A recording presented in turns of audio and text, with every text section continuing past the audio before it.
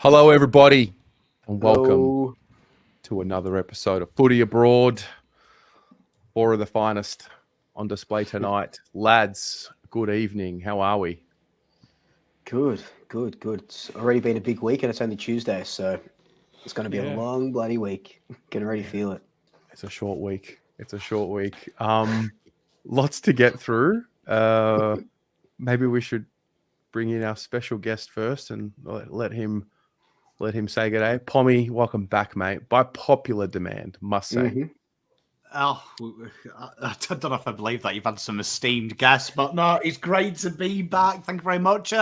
Always a pleasure to join you three gentlemen and chat. I'm looking forward to this. I don't know if it's been a swoop up because Carlton lost and he just wanted two Carlton fans, but I'm ready. I'm orchestrated it all on purpose. It's all my fault. Yeah, planned it perfectly. Down in the dumps. Guys, I fixed my light. How good. Oh, Jesus, that was quick. Well done. Yeah. Thanks. He's smart. He's happy now. Had a meltdown.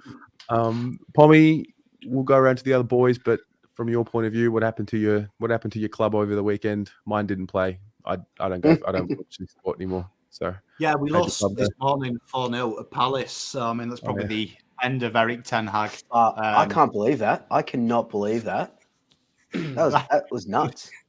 To try hopelessly to deflect. Carlton. Well, I mean, I'd imagine half of chat, because some of you will be on Swoop's channel, will know. Yeah, the Blues didn't win. I'm trying to tell myself it's only a game. Doesn't mean anything.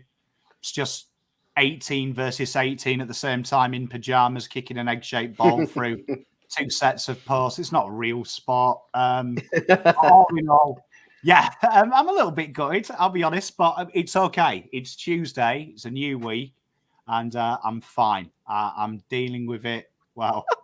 You look, yeah. You know things are not I'm good convinced. when you're telling people things are okay. Yeah. I'm okay, First right, time. guys? I'm First okay. Yeah, this is my first breakup. I'm fine. I'm fine. She meant nothing to me. It's okay. Yeah. Jake, firstly, Yeah, welcome. Secondly, mate, what's this about? I didn't get into mate, I don't know.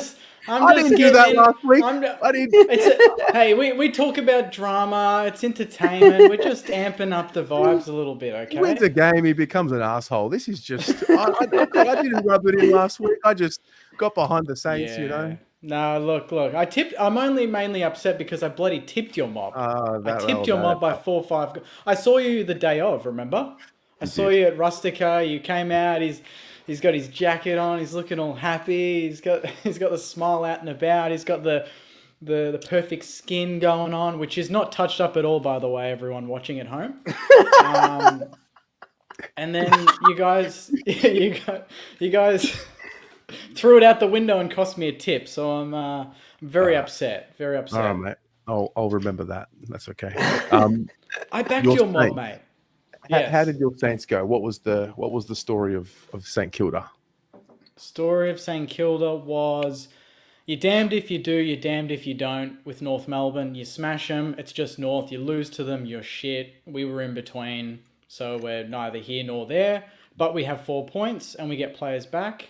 And we've got Hawthorn now and then Fremantle. So two surprisingly difficult games. The way Hawthorn played against the Doggies and then Freo were flying. So if we can get through those two and go 5-5, I'll be very happy, and then we might be building some momentum at the right time. Fingers crossed. Amazing, Luke, the Mighty Pies, mate.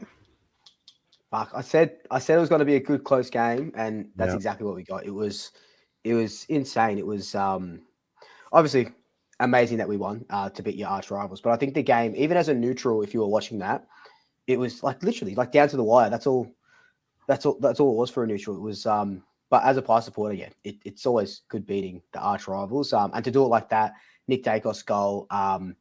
We were up and about after the game. Yeah, it's a good feeling, but kind of like, you know, with a loss now, we had the weekend to sort of celebrate it, and now we're into hoping not to get smashed by West Coast. So, because that's just typical Collingwood. I was talking to people after the game.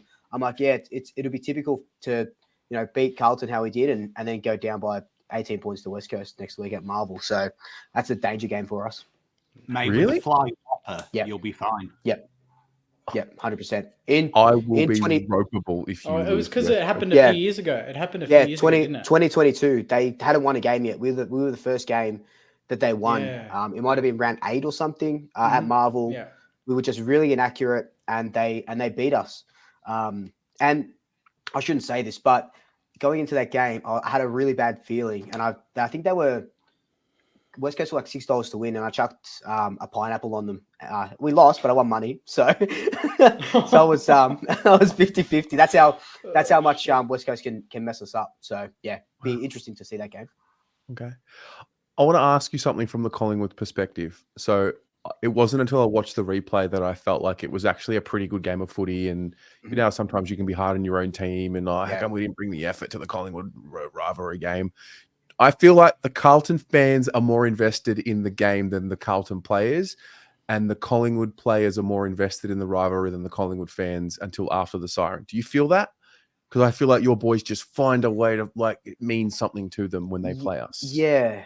I think the boys do know how to get up for, especially for this game. And they did it a couple of times.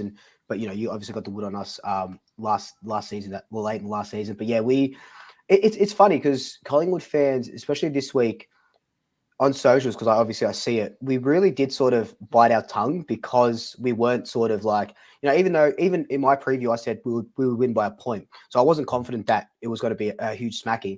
And then you win, then you release that gas valve. You're like, okay, cool. Now we can be up and about. Whereas the Carlton fans that I sort of saw, and I wasn't trying to consume a lot of Carlton sort of media or anything like that, but they were very confident going in. Like from what I saw, it was very much like, okay, we're going to win anyway. They're going to be 3-1-4, and then we'll take this to September. But yeah, so it was the opposite. So gas valve came out and lid came back on. Can you just explain to the chat, if they haven't seen it, probably the best bit of YouTube content I've ever seen, what a McRae Whopper is? What a fly. So I've actually got my notes here that I took for it. So the McRae Whopper was clearances inside 50s, tackles, and then tackles inside 50. And those were just like the 4 pillars of our game against the Blues. We were plus 34 for tackles, beat you at the clearance game, which you guys are known for. You're like number 1 clearance team. And it was just like a 4 pillars, beef, bun, cheese, beef patty, and then the bottom bun. And it was just like a nice Whopper to chew on. Best bit of analysis I've ever heard. Wow. I was blown away. See you in round 20, I guess. Fuck, is that when it is? That's so far away. Yeah, I said this in my preview as well. I find it, for whatever reason, it just gets me going, the game. Like, I want to beat Collingwood so bad, and it's to my detriment. I reviewed the game, and like during the fan cams, I was, I do my best to be okay and rational. The weekend, I didn't really get a chance to watch it properly. I did the ratings with Pommy. He had to pull me out of the hole from the rating show on Sunday night. I hadn't watched the replay yet. I kind of wish I did, because once I watched the replay, I realized it was just a quality game of football. It was an arm wrestle, and the ball bounces one way, and you play that game 10 times, maybe it bounces another way. Who knows? Yep. But at least we're now in proper blockbusters where both sides are good. Like, for a long time, Carlton have been dog shit, Yep. So. And there was a time where Collingwood were like, and you guys were good. So it's nice to be sort of even pegging now. And every game between us means something now. It's not just bragging rights. It's actually like these 4 points mean something. It doesn't mean that you're going to get out of the bottom 4. You can get into the top 4 with these 4 points. So it's nice to see that the rivalry on the field, at least, is getting bigger. Yep, no doubt. All right, let's begin. We're gonna go through a topic each. I actually haven't told you guys what mine is, but it's not like a really crazy one. It's a bit personal for each of you. I'm gonna reach into your experiences as content creators. But I think we should start with I don't know, start with Pommy. Start with the guest. Yeah, so Oh, Jake. yeah, Jake, okay. put- No, Jake, no, missed Jake, up put your and hand about. up. Oh, yeah. Jake, you've I don't no think I've- burn I up don't- and about. Katniss, I don't think I've Katniss gone. Everdeen volunteering. I don't think I've gone first yet, have I? No, No. mate. Off Jake, you it go. would be my Pressure. pleasure to go after you. No, it's to be honest, I've picked topics late the last few weeks where I go on a bit of a rant. So I've kept this. I'm going to keep this one very, very simple. Okay, very, Okay. very simple. We all know the story. We all know the news about Sam Draper and what he said on the 200 Plus podcast. I'll just give you the quote out of context, but we'll talk through what the context was. I've got a big call about the doggies. If Bevo's still there next year, there'll be some players requesting trades. Now, first of all, out of context, that sounds like, it's a serious comment, and he's got some goss there, yeah? But he was just bullshitting in the podcast. He just wanted to say something funny, and that's Tom Morris tweeted out on the weekend and blew that out of proportion to the point now where I feel like for so long we've been wanting transparency with players. We've wanted players to be their own character. We've wanted to be themselves in interviews, on podcasts, on shows. And we wonder why they don't want to do that. We wonder why they want to delete their Instagram, why they want to get off social media. They don't want to go on any shows anymore. It's because they can't just speak their mind. And to be fair, what Sam Draper said, I actually don't have much of a problem with, because he said what we're all thinking anyway. Yeah. No problem at all. I don't have a problem with that. I have a problem with the reaction, the fact that his coach didn't back him, the fact that reporters like Kane Corns and other of the like, calling him out on that, saying that it's wrong, when they happily go and talk shit about Harley Reid yesterday, about questioning whether he's fit or not. It's like, that's ridiculous. It's contradictory. And Stephen Quartermain actually came out and tweeted, and he said, and I'll just quote him, "I hope AFL players are not scared off after the Sam Draper Essendon podcast. The media has spent years battling to get sportsmen to be open, honest, and entertaining. It's deflating to see them cut down when they make an effort not to respond like a robot." Yep. And why would they go and do these things now? Honestly, why would they? Why would they put themselves out there only to be shot down, and then for their football club to come out and say, you know what, that's not good enough? And he's taking a 4-week sabbatical basically off that podcast based on the comment he said. And guess what? The funny thing is, he was proven right. The doggies lost to the Hawks, and the heat is on Bevo. He was right. And we're still saying that's not good. What are your thoughts? Well, the whole context was, if I remember correctly, Jake, is that they were pretending to be journos, right? So he was just saying what just every taking the single piss. journo does. Yeah. Yeah. And these people, like someone just said it in the chat.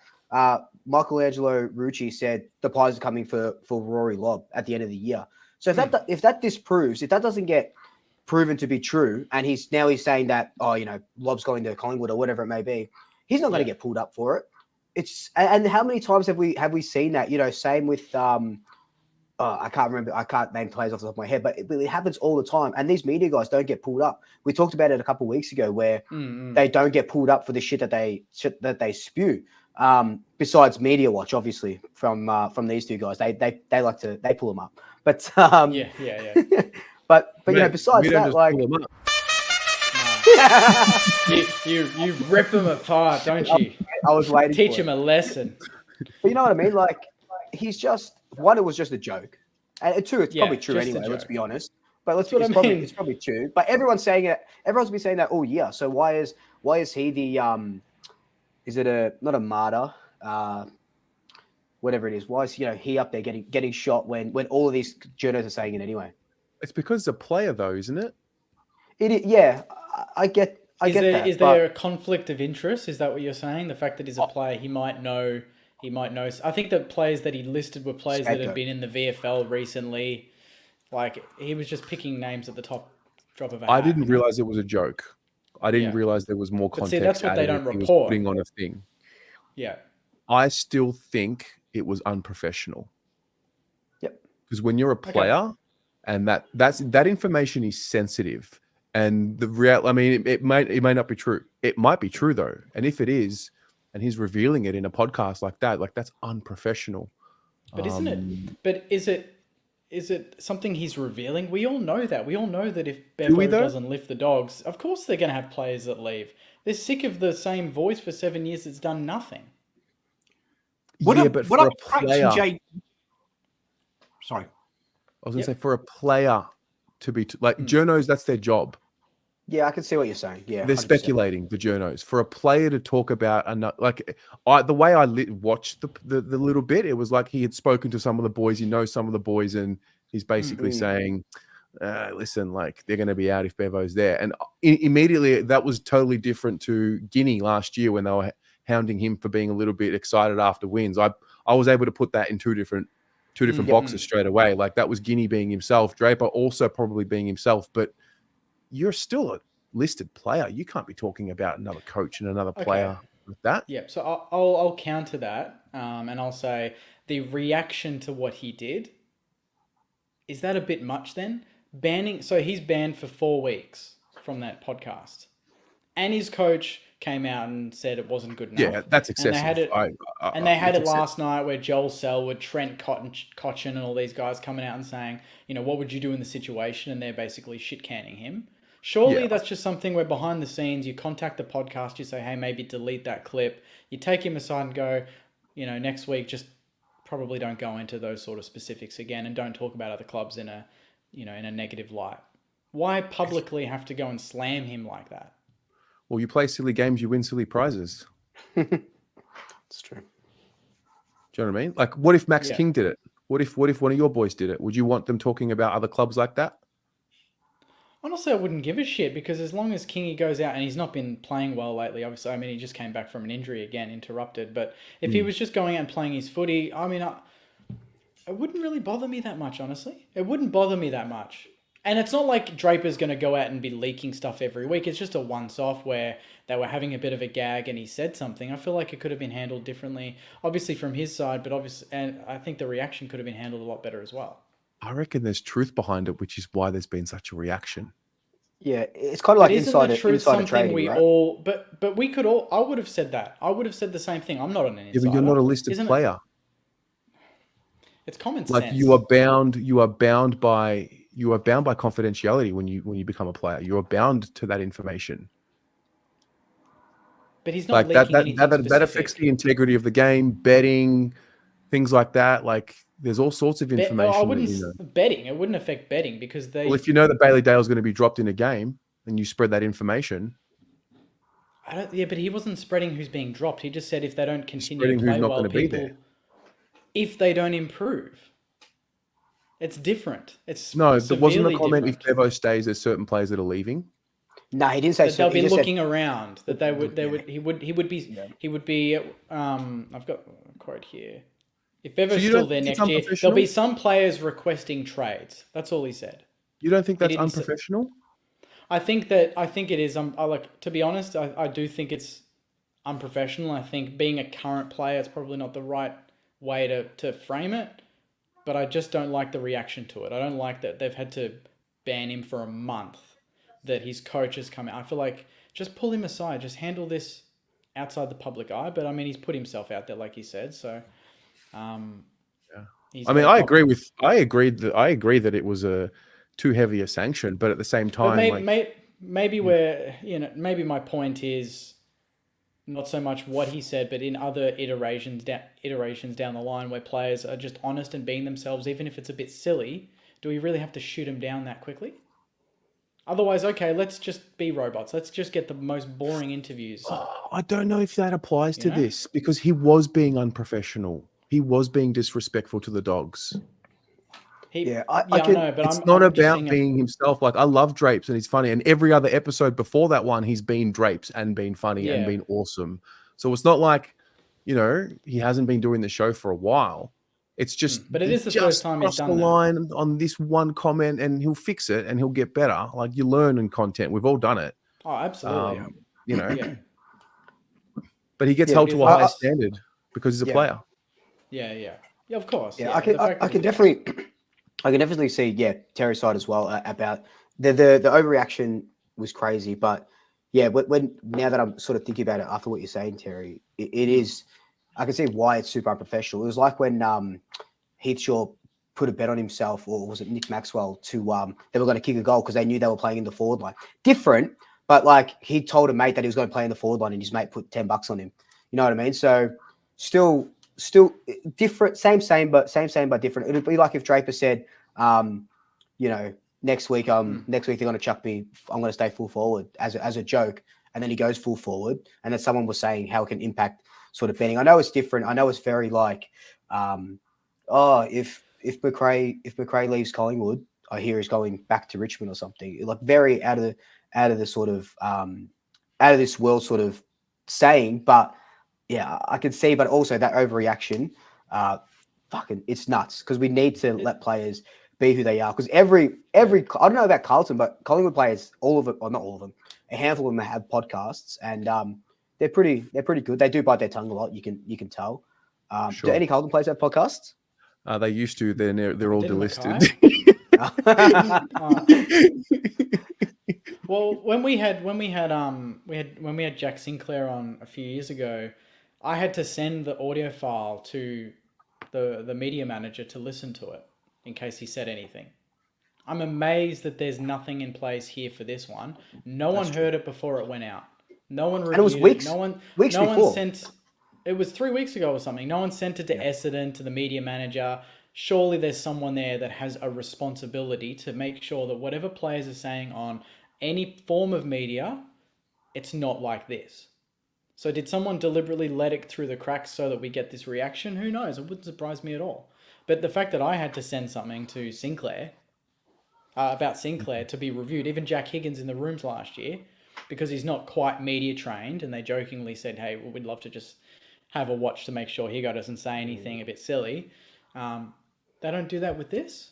That's just very surprising. You know, I think, Jake, would you say, though, that you have more liberty about how it was reported? Because it was originally reported, and I agree with Terry, how it was originally reported was as if he said it with no context. He's just come out of the blue and said, right, everyone, Bevo's in trouble. Everyone's leaving. He's lost the club. Like, that was how the media leaked it to the general person who hadn't seen the footage. It was almost like he's come out there and he's got mates there and they've told him. So everyone would assume, is that your issue? And my second issue is the issue I had with it was the quote they used from Scott. And Scott's quote I find is fascinating. And always be wary in a world where morals come with a price. Beware of false idols. And Brad Scott fits this perfectly by saying, I've spoke to him and it's damn right disrespectful. This is a man who a week ago, when the AFL announced that they were going to do an initiative for the women that have lost their lives due to domestic violence, said the best rehab facility in the world is an AFL football club. So, I mean, can you imagine having the balls on you to say that you have any pillar of respect when you say that? Like, honestly, Sam Draper, based from my evidence here of Brad Scott says he's a bad guy, totally fine. I think everyone needs to toughen up a little bit. Yeah. I think... Don't do hypocrites. No, the way it was reported is the way you expect it to be reported, right? Yeah, in this day and age. In this day and age, of course. If absolutely, they give the full story, it's not gonna generate any sort of interest at all. But if that's your issue, Jake, I agree. If I was a young footballer, it's absolutely my issue. Yeah, and I think your it's issue amazing. Is how it was reported. No, my issue is how it's to shut him down like that quickly. The way they reported it. No, but I agree with Jake. You hear the stories of all the other sportsmen. You know, the cricketers, right? The cricketers, when they talk about lunch break, and they went out and got on the piss with the locals, and then went out and bowled England out for 20.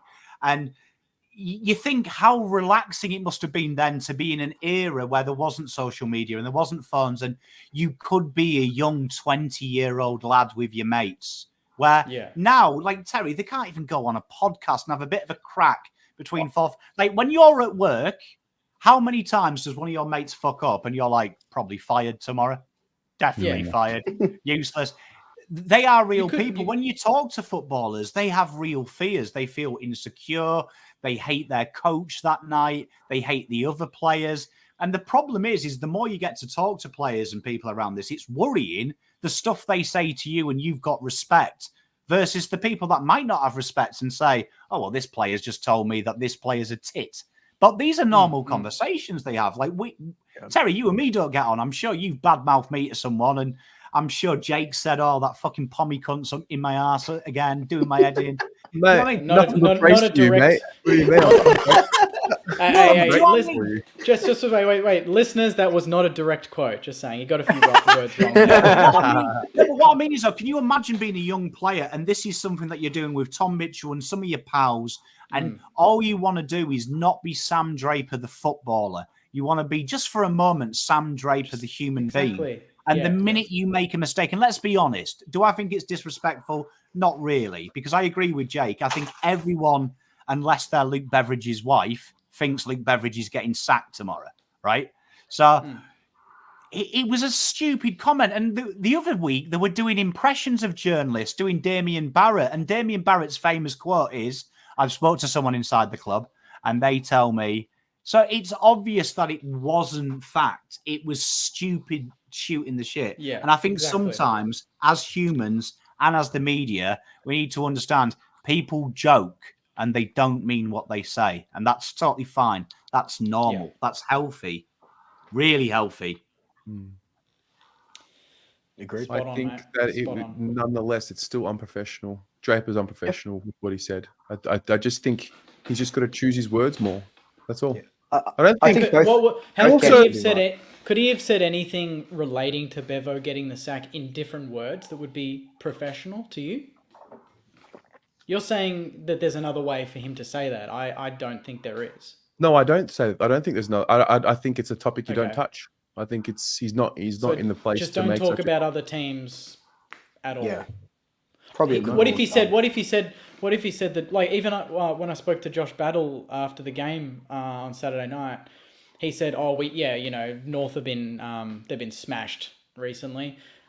Some journo will take that and somehow form that and say what Battle is saying is that North are shit and that they're getting smashed that's different. every week. I'll give you the right example.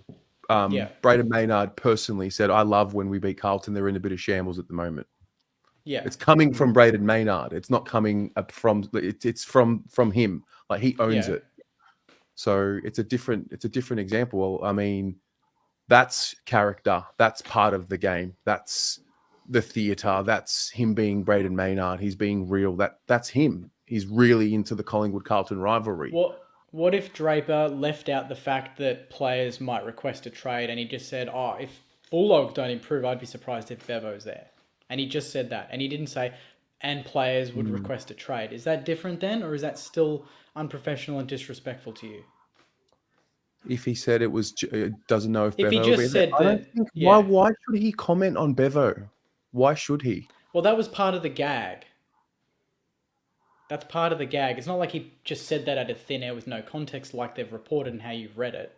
It's like we want standards for certain parts of the AFL industry, but not others. It's like we want standards for media journalists, but players can do what they want because they're just players and they need to have a personality. You know what I mean? Like, it's a bit. It's a bit of a double standard. I think it's different. Well, yeah, but media people, it's their job. They've studied it. Sam Draper's just behind a mic, just having a bit of fun. He just made a mistake.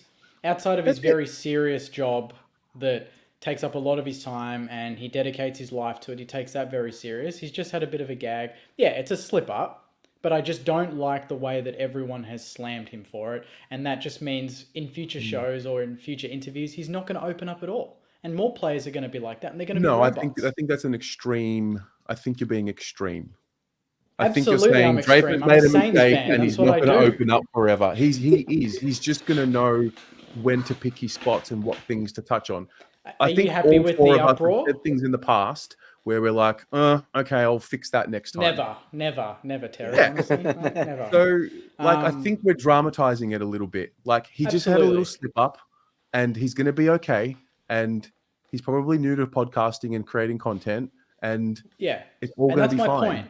That's my point. Why didn't his bloody coach just say that? His coach should have just said that. I agree with that. When he backed in Aaron Thomas the week before. I agree. Back him.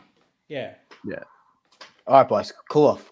We'll go to I enjoyed that. I enjoyed that. I enjoyed it too. I just want players to be real And even in the rooms, you get in there, they're completely different. I had a good 5-10 minute chat in the rooms with Jack Steele. I was editing videos in the rooms on the weekend, and he just came up to me and wanted to talk about what I'm doing and just my weekend. And you don't see that in mainstream media with these players. They're humans, they've got personalities, they've all got little jokes going on, and you don't see that anywhere. So I just want to make sure that can still be reflected in shows and in podcasts, because that's what we want to see. Absolutely. Good start. Pommy? Pommy, you're next, mate. Good luck. Jesus, we're being very philosophical tonight. I'm joining my lovely esteemed colleague Jake in the philosophical journey. Good. Right, so I thought about this long and hard, and it's probably on the similar tangent, but I want to know that I've noticed this year the AFL was really focused on everything being black and white. Teams are either good or shit, and I think Jake nailed it at the start. If North win, they're shit. If Saints win, still haven't proved anything. They're still in the maybe shit category. And we've got a lot of old guys in the AFL media, haven't we? A lot of old school heads that, you know the type of people, the people that drink brown, boring beer and they still laugh at fart jokes. And I want to know what is wrong with the media where we've got That's a professional environment and with young kids and teams, we've started to make the journey of learning linear. It's either you're good or you're rubbish. You've got it or you haven't. And I feel like we're starting to reward in the media vicariously through the society that there is no success is rewarded by your failures. Nowadays, it's hiding your failures. And I think that the media are putting way too much onus on results-based fact as opposed to thinking about it and thinking things take time. And not everyone gets there. And how many times, Terry, Carlton fan, 2017 Richmond, we're 2017 Richmond, 2017 Richmond did this. You always hear that. There's always, they did it in 3 years. This team must do it in 3 years. If it's not done next year, it's game over. Why does no one seem to give the benefit of the process first? Because when you watch American sports, as you'll see, Terry, everything's process. Process is the key word. It's not results based. It's process based. And that's what they focus on with their draft. Over here, it seems to be very, you've either got it or you haven't got it. And we're quick to dispel you. And before you know it, you're yesterday's news. So that's my subject. Do we not appreciate time? Are we just not, do we think it's linear? Have we forgotten it's not? It's like a wibbly wobbly, timey-wimey thing. Absolutely, people think it's linear. In the football world, 100%. Even people talking about Harley Reid already, they're comparing his stats to Nick Dacos. They're playing completely different positions, but they're saying after 6 games, Nick did this, therefore Harley should be doing this. Absolutely not. Different people, different clubs, different times, different situations, but it's not easy to report that way. And I think it was kind of like what we talked about again a few weeks ago, and we seem to be one problem is sort of three others that we've already sort of covered, because the football world is just so intertwined. Like with this one, we're sort of wanting results straight away. Like, you know, like look at let's for example the North Melbourne project. From the outside looking in as not a North supporter, you can see what they're sort of building, and you can see that they've only won 14 games in 5 years or whatever it is. But you can see, but I assume if you talk to a Kangaroo supporter, they're like, no, we have to have a minimum of 6 wins this year. Next year we have to push for 9 next year. And I think it's because we need results right now. We need something to compare it to. Pom, you brought it up a couple of weeks ago with the draft with the kids, and what numbers they get sort of picked in. I think it was our first episode. All you got to look at is, Tom Brady, as you said, as a process, was picked at 199. He's got 8 Super Bowl rings now, or 7 Super Bowl rings now, whatever it is. So that was a 20-year process, but it was still, it was a project where if we pick someone at pick 10, you're wanting them to be good straight away. And how often does that really happen? And like Jake just said with Harley Reid, Kane Corns is saying because he cramped, he's not fit enough. Like, we don't know these things. You know what I mean? Like, it's the last quarter, 5 minutes in the last quarter. We don't know these things, and the more we're expecting our team to be good straight away, and I've seen it with Collingwood, and you guys have seen it with Carl, all our teams. The more we're disappointed when they're not, and that's the reality of football, and it's the onus is a lot on the media as well. Like, before the even season started, people are like, who's under fire the most? What coach is under fire? The game hasn't even fucking started yet. Everyone's 18th. We don't know. We don't know. Oh, Bevo, if he doesn't win the first 4 games, he's gone. Like, we don't know that. Yeah, it's funny you mentioned that, or the Bevo part, because the Bulldogs president came out. She came out, I think, after the loss, and she talked about how, well, last year we just missed out on finals. So the only way to improve is to make finals this year. So is that her, being linear? She like, well, if we finish 9th in percentage out of the 8 last year, therefore we need to be in the 8 next year to have improvement. Can they still improve and miss the finals? Of course they can. Yeah. But she's the president, and she's come out and she's set an agenda, almost something that's like, Bevo, if you don't reach that, or ex-coach, whoever it might be, any president could say, if Ross Lyon doesn't finish 5th, we'd be surprised, or we'd be a bit upset. That's a hint to the membership base saying we might make change if this doesn't happen. It's like a fail-safe. I think what got me thinking was I was watching something about Hawthorn pre the Doggies game. And it was, I can't remember the journalist, but it was the same journalist that at the start of the season akined their hard rebuild to Collingwood's, where you traded Treloar, and they were saying, this is how you do rebuilds. It's been proven in the AFL. You go big, you sell high, you back your youngsters. And then the same journalist the week before was like, it's dangerous. All the other top teams, look at Richmond. They brought players in early, and then they surrounded them with experience, and then they did it. And I fear if they lose the next couple, Sam Mitchell has stripped it back too much. And then they won. And I was thinking, you have changed within 6 months based on the results. That one, Collingwood, Graham Wright is the mantra, is the benchmark of rebuilds. Go hard, get it done. Then you flip-flop back and say, Richmond's was good. Took forever, but it worked. What are you going to say this week now they've beaten the Dogs? I don't think, trust me, I try and compare football teams. The truth be told, you can't, because players develop faster than others. For every Sam Walsh, you get a Cam Rayner. He takes 3 or 4 years to become a good player and then might not reach the heights. So it's so hard to just linearize everything. And I fear when we talk about examples, to lead on to Jake's point, players aren't examples the same way football teams can't be used as an example of life. They are real life. Everything develops at a different side. So some sides will hit their premiership window in 2 years. Some might take 10. But we're looking at the process. Are they doing the right thing year on year and trying to get better? And I think even as an analyst on a YouTube channel, I make that mistake sometimes. I forget there is a process, and I buy into, I want it now. Why isn't it now?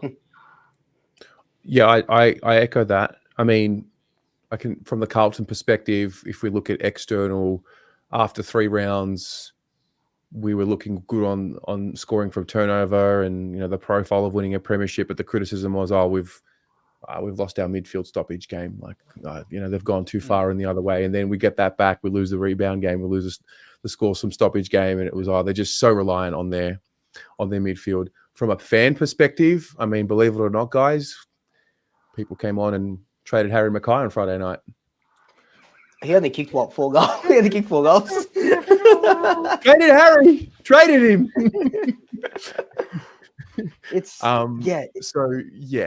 We definitely live in a volatile state.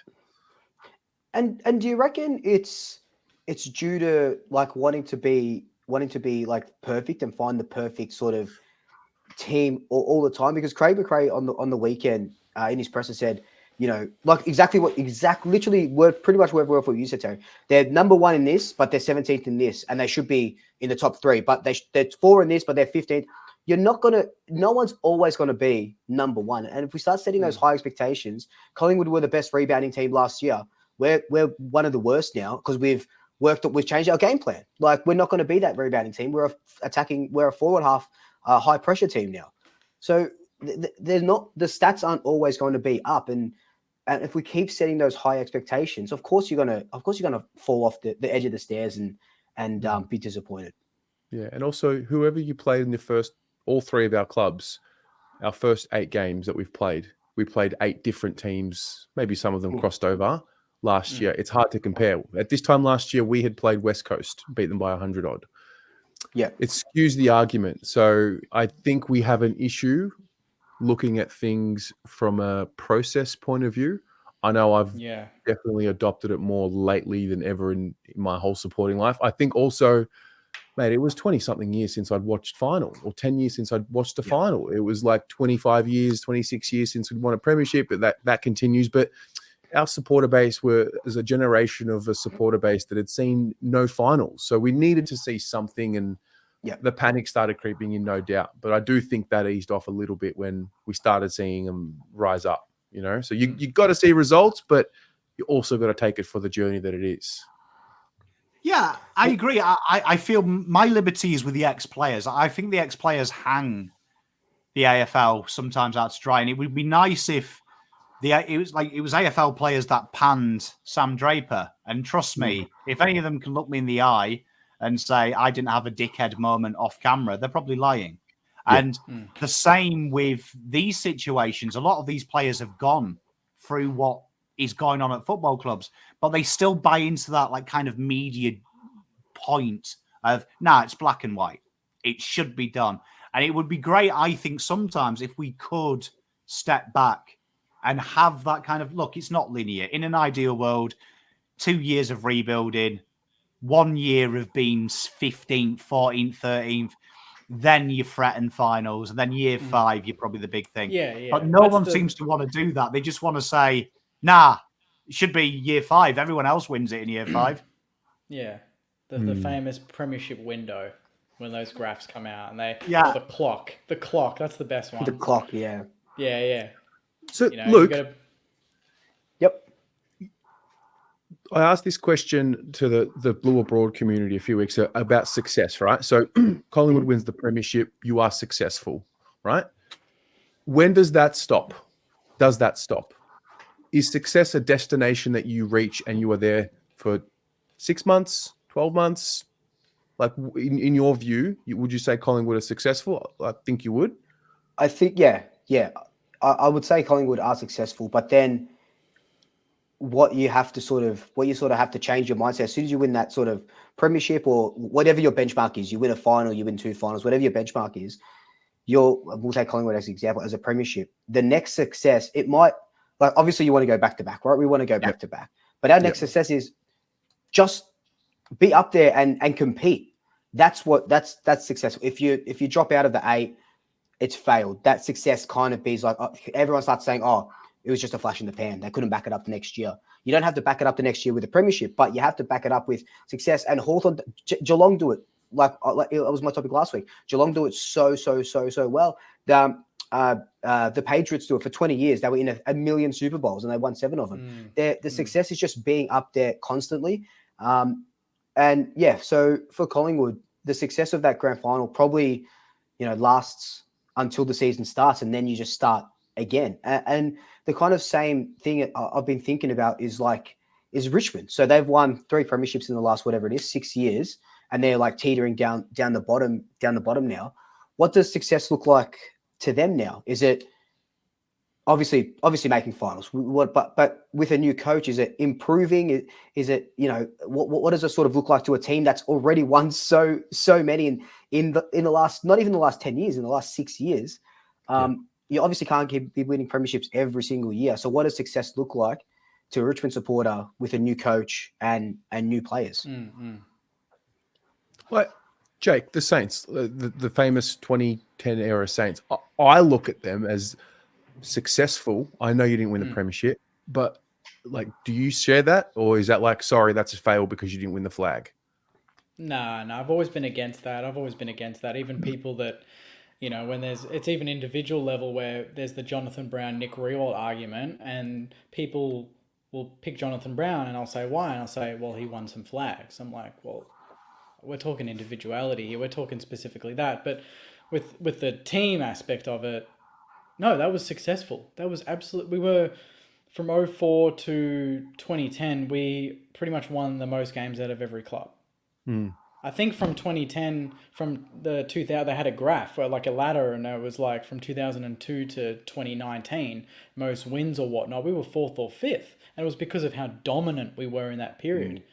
And if you just go back and watch the way we played and the players that we had, you'd be silly not to say that we were successful, especially with the way that Grant Thomas had initially we had drafted them, and we see now draftees. There's no guarantee they're going to turn into a great player, let alone become a champion team.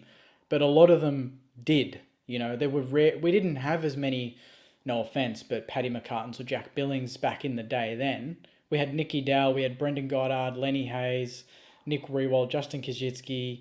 Luke Ball was a gun for us. I don't know. That's one of the weirdest things is trading him to Collingwood and not playing him enough in the 09 Granny. But all of these youngsters came through together and they grew together. They had their highs and lows. We had prelim losses and then they got agonizingly close, but they gave themselves a chance. Some teams like this don't even get to the big dance to even try and win the thing. We got there 3 times. We didn't win it, but you just got to get there. You just got to get there, and we did. So I think that is a success, that we got to the grand final, and we were minor premiers, and we played in the biggest games. Just like what Swoop is saying about, you know, you just want to back it up, and we did that 3 times. Yeah, exactly right.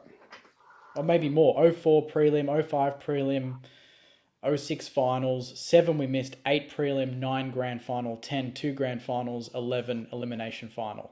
That's a lot of finals. That's a successful team. Giving your team the best chance. Oh my god! You just got to give yourself the best chance. The best chance, yeah. Yeah.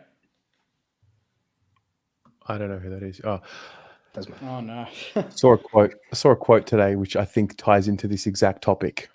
Be aware of destination addiction. The idea that happiness is in the next place. Until you give up the idea that happiness is somewhere else, it'll never be where you are. I love that. That's actually really good. And that's exactly right. That's just stopping and smelling the roses. Like the roses are in front of you. Why you have to celebrate them, you have to cherish them as they are right now, and not that reminds me of the quote from The Office where he's like, I wish someone told me that the good old days were the good old days when I was in them, or something like that. You know, stopping and smelling the roses. You have to. You don't want to celebrate it in 10 years, and that's a really good quote and a really good sort of life philosophy as well. This DBKK4, I don't think that's success. Maybe that's why Saints have only won 1 flag, because that's the attitude. That is such a dumb comment. Because what attitude? We got to the big dance. We literally got within a kick. Like Triggered. It's not triggered. It's just a dumb comment. No, Dione's a legend, mate. But that's only in hindsight. You know what I mean? If you win one of the 3, then what? So if we win one of the 3, then it completely changes things. I think you just got to get there.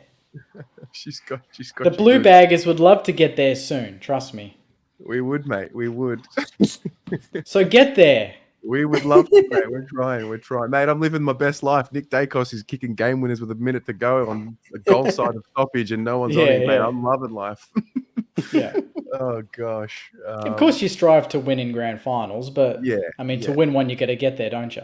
No, of course. I think the grand final is like it's the ultimate thing that you want, but I don't believe that I could say that St Kilda era was a failed era. No. Yeah. What failed was what came next. Yep. We gave the shot, but we didn't have anything in place to recycle and replenish to get there quickly again. It was too big of a gap. That's what I think. I think that was the fail. Grant Thomas and Ross set us up, and then what happened after that with Scotty Waters and Alan Richardson, that was the fail. Big fat fail. Look, what can you honestly ask from your club other than to be better than the year before? Exactly. Yeah. Constant improvement. Talk about linear. I mean... Yeah.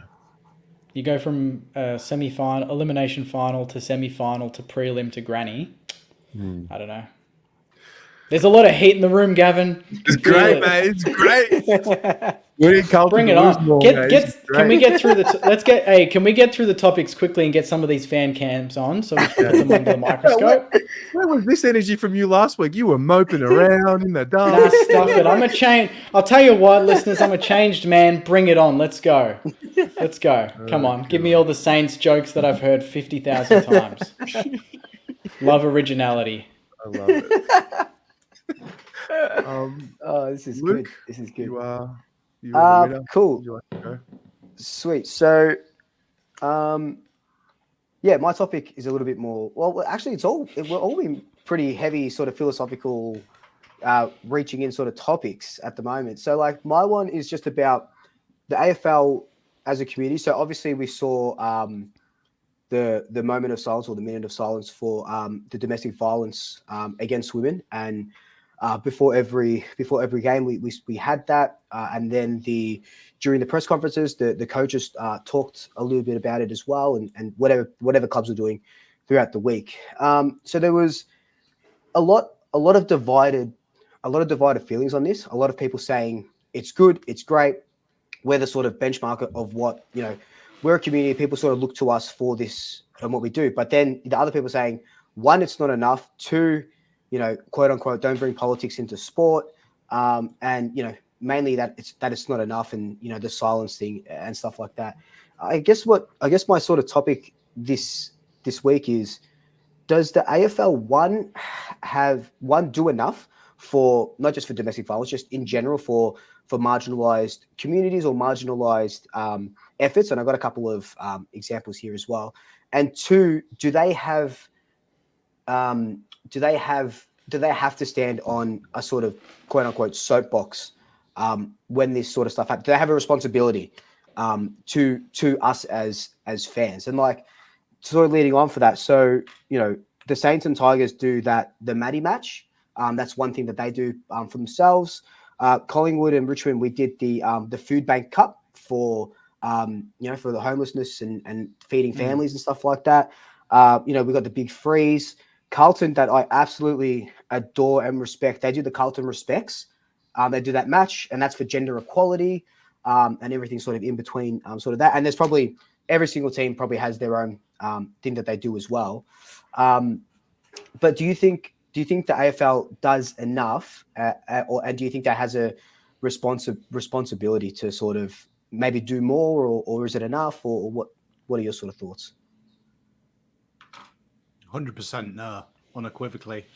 I think a lot of these things are firstly, I think a lot of them generate everything that's wrong with society, and why I implore more clubs to do it is I think it exposes the negative mindset. Like the political agenda people say, and I wouldn't say domestic abuse is a political agenda. I wouldn't even say homelessness is a political agenda. I think that's a society issue that we should be fixing as a society first and foremost. But I do draw the line when you hear of so many events at these games, like the Carlton-Collingwood game. There was issues, I think, at the Richmond game as well, with women being accosted and abused leaving the ground. And I feel like the AFL just, if they were serious, memberships would be taken away. Do you know what I mean? Memberships would be taken away. No ifs, buts, or maybes. If there's proof and evidence and all the video footage, instantly gone to me. Instantly gone. For me, when you start speaking big, you've got to start acting big. It's all well and good taking the minute's silence, and it needed to be done because the 30-odd women to lose their lives is nothing short of barbaric in 2024, to be honest. And we should all be ashamed of it. Not just men, everyone, society, because they're brothers, they're sisters. They had friends, they had family, and the abusers will have had that as well. And someone hasn't stopped that before it's happened. But I always think that sports clubs need to do this. And it's all right, people saying, oh, I go to the sport to relax. But I go home to relax too. So imagine going home to an abuser. You know what I mean? Yeah. It doesn't stop him, and it doesn't stop her if she abuses me, and it doesn't stop anyone else doing the evil. So I think it's really important that sports clubs do it. But I think it then becomes I don't want to use the word virtual signaling because then we're delving into leftard and things like that. But when you start to do it for show and you don't back it up, that's a worry for me. And we've had all this awareness. And Adam makes a great point. Why is there no openly gay player in AFL? Why is there no openly gay player in the Premier League? Like, since I was a little boy in the Premier League, we've had the Rainbow Laces and the Rainbow Campaign, and I'm 38. So 20 years. And the statistics, and there's rumours are still the same, aren't they? It's marketingly bad for sponsors if they have a gay player, the abuse the other players will receive, and also how will be looked on in the dressing room. They're the big outliers of why it hasn't. So that proves we haven't really progressed, but yet we still do the Rainbow Campaign, but nothing's there. So for me, yes, it's great to bring the awareness, but did us being quiet for a minute stop a woman going home that night and being abused? No, by the police's record, 8 people were abused who were female after the Carlton Collingwood game. So maybe for a minute they didn't get abused. That's all we achieved in the grand scheme of things. Wow. That was really, really well said for me. I felt before the game, because we had the Peter Mac Cup, obviously. There were parts of me before the game. I was like, okay, we did the moments silence, which I thought was done in really good taste. I almost felt like, I think, did they add that late? Was that like a late addition to the game? Because I felt silence? Because I felt like we were already planning to do Peter Mac Cup and do something with that. And then I almost felt like we overlapped. I understand why, because something needed to be done straight away. And I understand that point of view, but did we, it just felt like one almost took away from the other. We wanted to put a spotlight on cancer, and we wanted to put a spotlight on gender-based violence, both very important issues, and I understand that. I don't know. I don't know what the right answer was. Like, do we wait another week, or I don't know what it was, but it did feel like a dilution, in my view. And then to further to Pommy's point, it's a really fine line between making a statement and just telling people that you're doing something for the good. The reality is there's 88,000 odd people at the MCG. When you can get a message across to 88,000 plus however many 100,000 people were watching, you have to do it. You have a responsibility when you have a platform. You have to do it. Where I get really sick, and especially with the violence against women thing, is where I watch people talk about it and not be about it, and then talk about it for the sake of being the ones that talked about it, when deep down I know exactly what they did in real life when it actually happened. It makes me sick. It makes me fucking sick to my stomach, on that topic in particular, because that's one that I can talk on really closely because it's affected me and my mum, and it really gets to my core. And some other topics don't, because I didn't experience them. But that one in particular, when we're talking about people posturing on social media that they're about, violence against women, but they're really not in their actions. And that's the world we live in, unfortunately. Like, I don't promote to people that I'm bringing girls on to do combined 23s, because I think it's really important to do footy conversations with women so everyone can say, well done, Terry. I do it because I'm about it, not because I want you to know 100%. That I'm about it. I just do it. Yep. I don't promote it in that way. I don't, I think we've skewed the lines of doing it for doing it and telling people that you do something because of a perception thing, Words are they doing this? Are they doing this every week now, or is it just last week? I think it was just last week. I think it was just a one-off. Yep. And to Terry's point, Mick here, this is a fantastic comment. So Darcy Moore, through my Twitter account, because I stupidly talk about Darcy Moore as a positive, and heaven forbid a Carlton man comes in and says Darcy Moore's a good defender. But you go through any comments about Darcy Moore in the last 2 years, and it's always homophobic. It's always, he's one of the gay footballers, or them horrible pictures when he went to the Brownlow with his beautiful partner, and people were saying it's a sham. It's pretend. And that's on the AFL official accounts. And I agree with Mick. If you're about it, some of them people are real people. You click their link. They've got business pages on their profile. They're real humans. And some of them are saying proud Essendon supporter of 20 years, or proud Fremantle supporter. Where's the AFL if they're about it, banning it? Now, I know what you're going to say, but Pommy, what about freedom of speech? Pommy, what about freedom of expression? You can't stop us doing stuff. Why don't we make things hard for the people we don't want in society? I agree they should have an avenue of redemption. I'm not talking about that. But if you are about, let's kick homophobia out of football, that's simple. You comment on our post something homophobic, see ya. And you watch the change flittle through 100%. people. When your mate can't go to the game this weekend because he made a gay joke about Darcy Moore. And I've got a story, a personal story to me, a good mate of mine and great mate of mine, a guy called Lance back in the UK. He's a massive Ranger fan, and I hope he doesn't mind me sharing this story. But a couple of years ago, he made a comment on a Rangers forum where he called someone a puff. Now, when we grew up, that phrase wasn't as derogatory as it was, and he's the same age as me, right? So that's something that's probably been thrown around the straight guys for a while, and we've never meant any offense by it. But he stupidly made the comment to someone he didn't know. It got reported, and his membership was banned for six months by the Rangers, and he had to attend their Rainbow Laces campaign. Now, 5 years after that event, he is now proud a guardian of that Rainbow Laces campaign. So he takes young LGBTIQ plus men, women to games if they feel scared, and he's a big boy, and he's honoured to be a part of that. And that came through the education. Rangers punished him, understood that maybe his age group doesn't understand what he's done, gave him the pathway to be rehabilitated, and now it's one of his proudest moments to be able to go and spend time with them. He coaches I think it's the under-19s LGBTIQ soccer team. It's the time of his life. It's made his life because he didn't realize what he was saying would offend people. And once he did, he realized how bad he was. And that's where the AFL look at it. Fuck banning people. Yeah, you're going to get people upset. But guess what? You'll open a pathway of one, redemption, and two, hardcore learning. And we all make mistakes. All make mistakes. We shouldn't be scared of mistakes. We should be scared of not learning. And I think that's where we've got lost in this. And if you abused anyone after that women's minute silence, you are everything that's wrong with the world. You are the abuser. That's that mindset.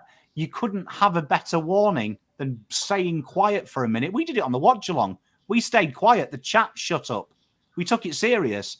You're an idiot if you go out and abuse a woman straight after that. Like, you're beyond redemption. So I do think the AFL, to Mizzy's point, spot on. Fucking do something about it.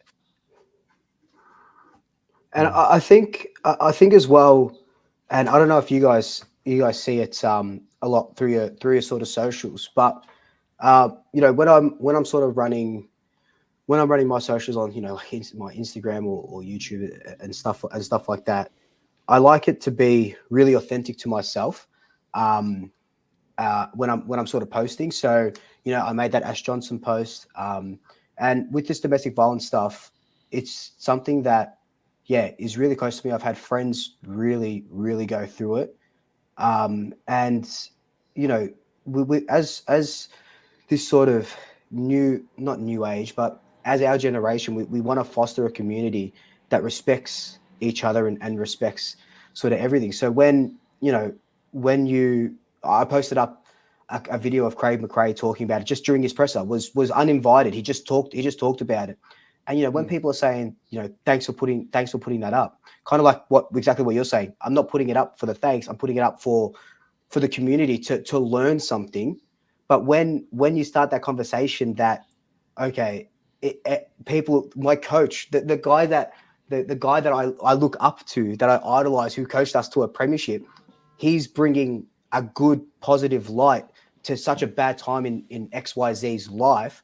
I feel like I can talk about it with my friend. I feel like I can talk about it. And the same thing with the homophobia sort of stuff. And again, I see it all the time because I run a Collingwood page. So I see it all the time with Darcy Moore and XYZ, whoever it may be. And I've got a lot of gay friends, and, you know, I wouldn't feel right. I'm a very big ally for them when we're sort of around each other, but I wouldn't feel right if I'm not calling this stuff out online being an ally to their face and not being an ally behind their back. And that's what it is. That's the action that speaks louder than I can't say, Rashad, Ben, if someone comes up to you in a club and wants to fight you because you're gay, bring him to me. I'll take him on. But then when someone says, oh, X, Y, Z from Collingwood, they kiss it, and I'm not going to say, oh, that's cool. I'll just leave that post up, or I won't call it out.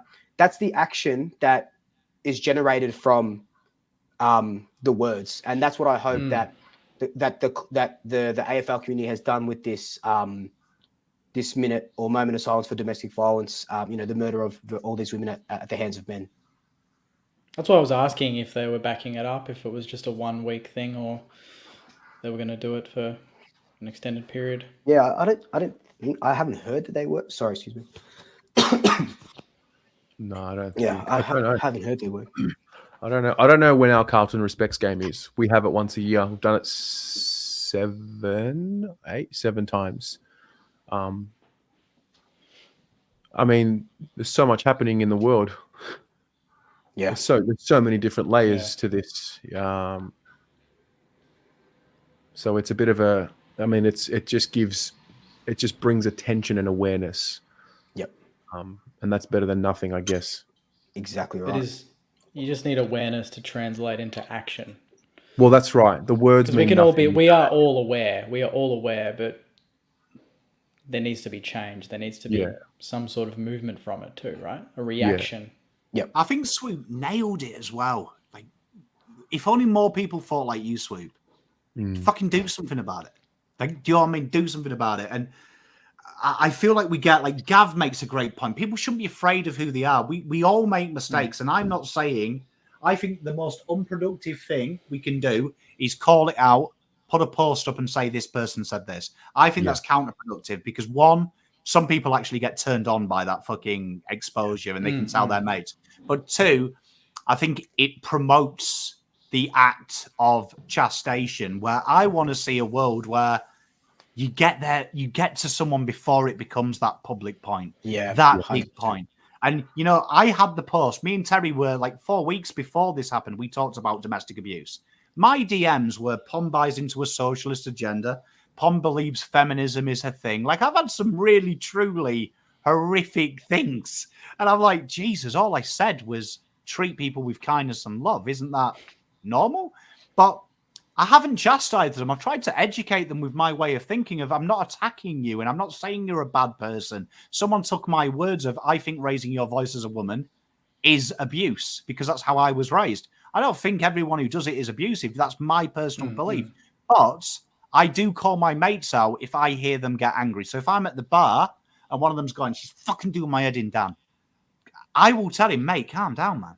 Calm down. Like, tell me and abuse me. But I want you to calm down before you go home.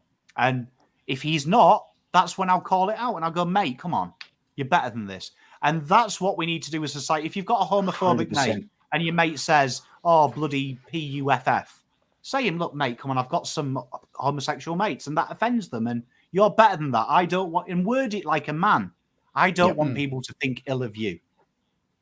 Because I know that's not what you mean. You've used it as a throwaway comment. And that is how you create change. And I think that's brilliant from you, Swoop.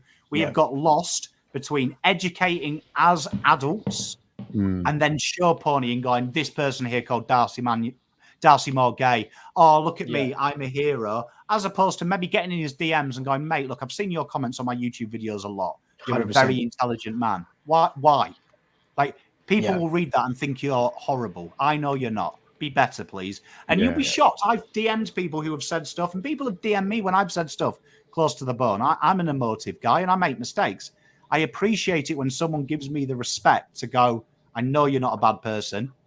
This is what it looks like, though. And then a good person will take that information and go, I'll be better tomorrow. I'm going to be better. Thank you for doing it.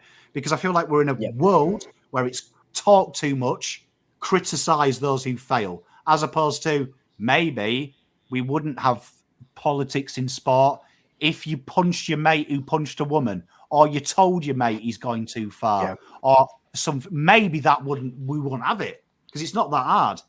And racism, spot on as maybe if you pulled your mate into line once in a while, just maybe, Maybe if we did it ourselves instead of being quiet. And look at that psycho who murdered them people at the mall. And his dad. He's always had trouble with women. He's always got angry about it. I saw a very sad dad, but I also saw a man who, why didn't someone stop this before it got to this stage? But everyone turned a blind eye, didn't they? He's just a bit Say weird. something. And that's it. Action beats. And remember, these words from Uncle Pom. Cowards use the weapons of word. Heroes use action. No superhero in comics is word man. They all have an action that makes them a superhero. Remember next That's a time. really good point. Next really time good you point. tweet, I stand with these people. Remember, you're probably a coward if you're not. You can't prove you do what you say. Good one, Pommy. That was really well worded. Yeah, that was. Yeah. Again. Be about it. Be about it. Be about it. Be about it. Don't say you're about it. Be about it. Don't think. Be about it. Do. Be the change you want to see in the world, right? Man. Imagine Word Man. Word Man. Solving the world with a tweet. Can you imagine it? Oh no, Lex Luthor. Lex Luthor's bald. Oh, I've sent the tweets. Oh man, that's pretty funny. That's good. That's good. God. Wow. Whew. Jeez. Thank you, Mrs. Pom. Thank you, Mrs. Say Pom. hi, Mrs. Pom. Thank you, Mrs. Palm. Hello, Mrs. Pom. Oh, and before anyone comments, like last time she brought me a cup of tea when we had a domestic abuse van, she does this because she loves me, not because I beat her or anything. Yeah. Jesus. Okay. Anything else on that? Was that anything else we can add? No, yeah, I guess just be the change you want to be in there. And it's all like what Pom said, it's all about, I've made mistakes in the past. I've made so many mistakes. It's all about learning it and not repeating those behaviors, not repeating those mistakes. That's all you can do. Well, that's for me anyway. That's all I can do. I have a question for all of you as my topic. You get to meet yourself. It's a bit of an exercise. I'm going to ask you to answer two questions. Maybe we'll start with the first one. You are having a conversation with yourself on the first time you ever started doing content. What do you say? Whoa. As in, what would I ask myself? No, what would you tell yourself if you were talking to them on their first day of getting into the game? Jeez. Ooh, this is a good one. Then we're going to go deeper. The next layer. Well, I don't know. Could be I'd probably say just to back yourself in a lot more than you were. You know, when I look back at my sort of first videos, and it's fair enough. Like you're just talking to no one, talking to a camera. You know, pretty shy and sort of stuff, and sort of scared of what people would say. And I would just say to back yourself in and be confident and really, I think the biggest piece of advice I would give my younger self from 5 years ago would be, just to not let the little things hurt too much, like not let them sting, because there was a long period of time where they wouldn't, and I'd get really, really caught up in my mental well-being, and it really take effect on me. And now I'm a lot better for it. But yeah, that's what I would say. I would say, look after your mental health, look after your mental well-being. Don't get too caught up, and be confident in yourself. You got this. And Pies are going to win a premiership, so put money on it in 2023. Yeah, not 2018. I reckon I would say ignore the numbers. Ignore the numbers and just enjoy it. Because I went through, probably in lockdown especially, when we couldn't go out, we couldn't go to games. I was obsessed. Like, obsessed. If a post didn't get 100 likes in 10 minutes, I deleted it. Really? I deleted it. Oh, wow. I needed to get 10 likes or more per minute for it to be good enough for me. That's how obsessed I was. And I would have, like, my engagement on Facebook is pretty high. It's really, really strong. This was then in lockdown where, like, and then they paused football. So I'm like, oh shit, I'm getting less likes and this and that. And I always thought it was me. I always thought I was failing because I didn't get the engagement that I thought the post would get. Whereas now,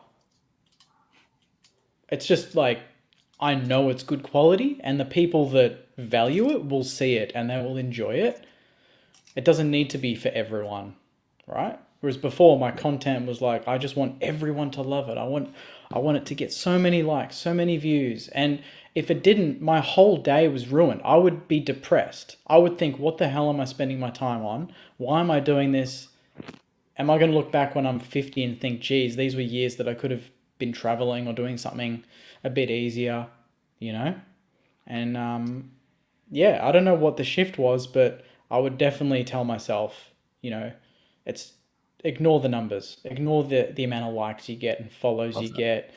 And honestly, too, when we've been in the game this long, we talk to people that have started channels before, like started channels recently, and they come to you and they ask you how to quickly go viral, how to quickly get to 10,000 likes and subs. And it's like, mate, I put in 4 or 5 years of hard work every single day to grind it out and to get to that level. It doesn't happen overnight. You know, there's patience. You got to be patient. I wasn't patient at the start. I wanted everything now. And now I realize that, you know, just do the right things, just work with the right people and do the right content and you know, things will happen. I like this one. Don't buy AFL 23. Oh my God. Jesus, yeah. Don't actually, sorry. I would say don't go to Good Friday Saints North 2018. That's what I would have told myself. Terrible game. Pommy. Oh dear, probably don't do it. Oh well. No, I'm only joking, messing about. Probably. I was an old man though when I came to it, so what I would probably say: be hated for who you are, not what you think you need to be. I think that took me a while to really embrace being me and not being worried about not being liked for me, because your own people will come. You'll find your own people. And if I had me 5 years ago, that would have probably helped if it was coming from me. Don't worry. 5 years' time, you'll find your people. It'll be right. Just don't worry about it. Just keep being you. True. I like that. Yeah, that's good. So the next layer of this question is... Hey, what would you tell yourself, though? I would tell myself, thank you. Ooh, that's beautiful. Yeah, He's lying. He would say, I would So say it would have been the back, yeah. No, I mean, it was like a big unknown, but like, I don't know if I'd have the guts today to start. Yeah. But back then it was like, scary. Yeah. I was like, don't do the swimming pool video. Would that be top 3? Don't do the swimming pool video. Obviously. And I think one practical one would be don't try. Well, I mean, it was me finding my voice, but at the start I was just influenced by everything else. So it was like, are you trying to be funny, entertaining? Yeah. So it was like, don't try and entertain, be you, be professional, and have that responsibility. Like, you have a responsibility, you represent. I mean, I don't work for the club, but I do represent the club in an indirect way. So like, I owe it a level of respect. You know, without the club, there is no channel. So there needs to be a level of respect, you know? Yeah. It's interesting, before we get into the next question, which I'm very excited for. I don't know for you guys, but like, at what point does it just switch on where you just realize I'm just going to be myself now? Or is it just a gradual thing that you don't even realize you're doing? And it's just your experience grows. The more you do it, the more you open up, and you don't necessarily know it until you watch a video 5 years ago. And then you're like, oh, wow, this is completely different. And I didn't even intentionally mean to do it. Yeah. I don't know if there's a specific point where I became comfortable, but there was definitely the first few years of figuring out by making mistakes. by doing the wrong thing, saying the wrong thing, going a little too hard, being a little too emotional, watching it back and realizing, listen, mate, just relax. And then I think eventually as you grow, we are YouTube, we are media companies, all of us, all four of us. We have on a smaller scale, but we are. And so, there's power there. So, Jake, if you are angry every single week and toxic and screaming, you're probably going to get more views, but you're also going to influence your community to act how you're without restraint. Same with you, Luke. Same with me. Yeah. So you have to take accountability. Yeah. That's deep. Yeah. Definitely. It's definitely, for me personally, it's definitely a gradual thing, trying to, and feeling confident enough in what I've grown, like with the channel and the pages and stuff, to start sprinkling in my own personality. So it's not just Jordan to go, he's out for 4 weeks. K-Corn said this. No, hang on a second. Let me just put up a random post and let you know what I think. But also, so that's the gradual sort of growth. But also, I can pinpoint the exact day where I thought, fuck, I am not going to be that guy anymore. And to really sort of calm it down, it was that live stream. 100% was that live stream with Pom when I had one too many drinks, and I was a bit of a fucking nonce on camera, because they won't be watching, but because mum and dad called me that night maybe, and dad just absolutely fucking ripped into me. Wow. And he really let me have it. I thought I was having a little bit of fun because it was COVID, right, Pom? It was, because I wouldn't have done a live stream if it wasn't. Yeah. And I thought I was having a bit of fun. I got a little bit too carried away. And yeah, dad really ripped into me that night. And I thought, yeah, nah. And then I watched it back reluctantly, watched bits and pieces because I couldn't watch the whole thing. And I thought, nah, that's not where I want this channel to go. That's not who I want to be. That's not who I want to show people that I am, because that's not who I am or who I was. So that was a tipping point. So thank you, Pom, for having me on that day, because it was a fucking absolute tipping point for me. And yeah, I don't think I've ever told you that, Pommy, but that's yeah,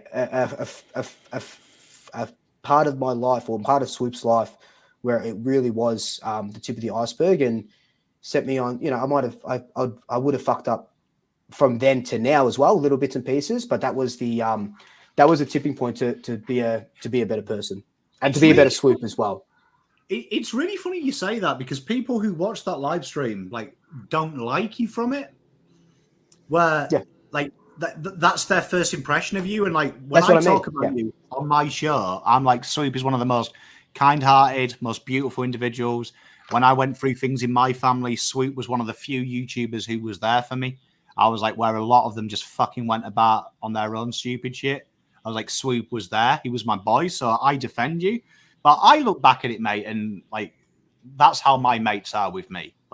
They pick on me when we're in competition. But I appreciate that, man. I thought it was funny, because I don't think anyone's been as mean to me on camera for a whole half as you were. Honestly, thank Christ. I've not seen this. Oh, I'm not going to watch it again. I'm not going to watch it again. So. I will. Don't worry. Jake, on the first half, I'm on the ropes. He's hitting me with that many lefts. I'm begging for a right. I honestly, and thank Christ, Carlton came back. Best scene though on Blue Abroad history, you playing the Collingwood song with the guitar. Absolute scene at half time. Which one? Oh man, see, I don't even remember. You were singing the Carlton as shit Collingwood song or something at half time, because you were like 40 ahead. And I just had to sit there in silence and take it. And I remember warning you, if Carlton somehow bring this back, you're in a world of hurt. Oh no. Fuck. Pretty funny. But yeah, that was the the tipping point that I can pinpoint. Yeah.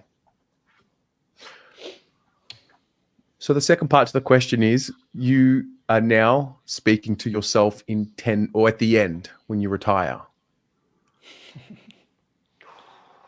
What do you think that version of you will say to you? It's deep. Oh, at the end of if I like retire from Saints TV. Yep. Or the end of when you stop doing content. Okay. Oh, this is actually pretty easy. I would say to myself, I can't believe you did that. I didn't think you could do that. That's what I would say to myself. Because anyone that knows me knows how, at least maybe not now, but when I started the whole thing, everyone found it very funny because they were like, you're the most introverted person I've ever met. You don't go out. I don't like big groups. I would try and escape from parties if I could, do the whole bathroom thing where I pretend I'm passed out until the night's over sort of thing. I didn't want to talk to anyone. I couldn't talk to anyone. Wow. And then people found it amazing but on camera, you're great.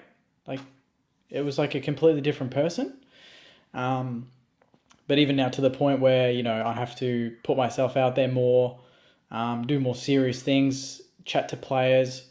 No way I never thought I could do that. No way. So I could only imagine what the evolution will be by the time I'm retired, but that's what I would tell myself. Okay. Like that I didn't think I could do it. Like, but it's a compliment. Yeah, Because you did do yourself. it. Yeah, I stagger myself. Yeah, and I think that's what everyone should be doing. You should surprise yourself every day. Well, I like that. And that's what I would say. It's making me tear up. You can cry, mate. I like that. After the weekend's game. We're going to lose this week. Nah, we'll smash the Hawks. 75 points. Heard it here first. Oh my All right, I'm done. I'm clipping that, that's for sure. No.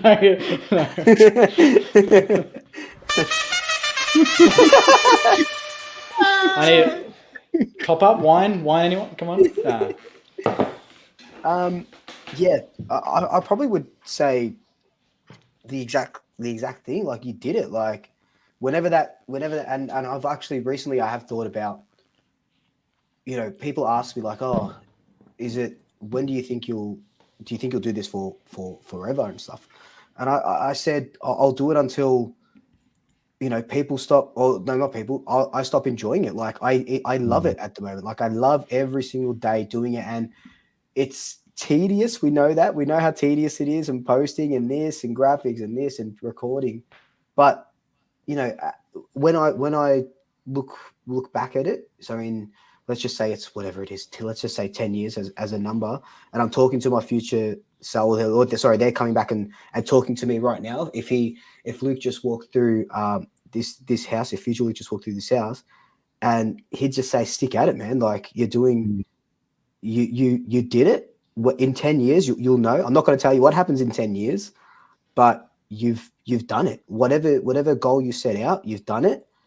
And keep doing it. Just keep putting in the yards and keep being you. That's something that I know I would tell myself, to fucking keep being you, no matter what they say, no matter what people, all the negative or whatever it may be.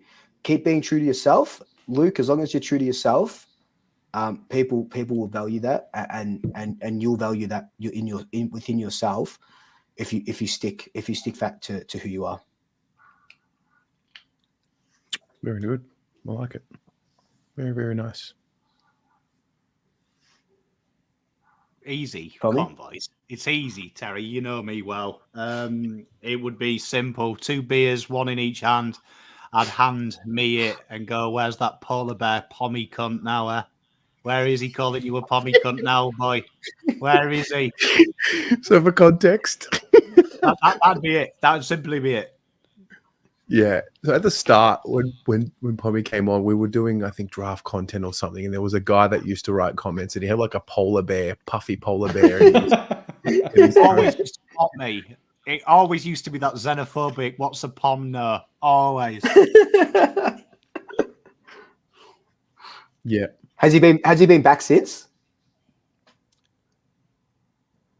Actually, he's changed his profile picture, and he is a big supporter of the channel. But it did inspire me, because that was literally all I ever had. Was what's Pom know about football? What's Pom know? And literally, it did used to get to me. It used to get to me massively, and then it didn't. Do you know what I mean? Then it just stopped. It stopped, and yeah. So 10 years from now, Pom would know, telling me, we did it. We did it.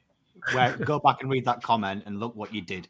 Look what you did. And that would be the ultimate thanks. I'd be like, yeah, okay. What a dickhead. I love it. What about you, Tez? I think it'd just be, I mean, it would be around keep going. It would be around,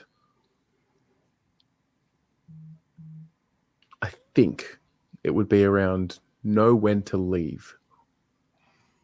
Know when to walk away, sort of thing. Yeah.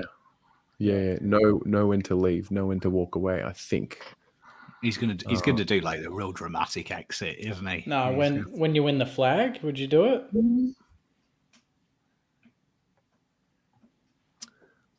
No, I don't know.